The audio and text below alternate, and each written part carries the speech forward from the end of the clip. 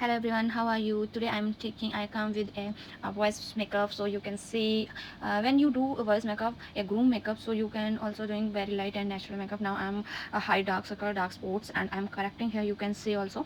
So when you do any things you want learn makeup from this video. If you want anything doing, so you learn more many things about that makeup. You can also see here I'm doing natural and very finish and do only natural light highlighting. And when you do voice makeup, that time you don't think much more highlighting and much more fairness. There is only subtle base. You create subtle base and there is very natural look. So you can see also when you applying a product here, so apply very lightweight and very natural, not much more quantity. Don't take much more quantity. You take also always very natural and little bit quantity, then you do finish makeup. I hope you like this video and you learn more many things from this video. If you learn much more things from this video, so please like and subscribe and follow and share my channel. And so here I'm doing I take very little bit quantity for concealer, about concealer. So you blending it very well. If you want to blend it is very well. And groom makeup is very easy. And please skip blush. Never apply blush on cheeks, because of that when you do groom makeup, it's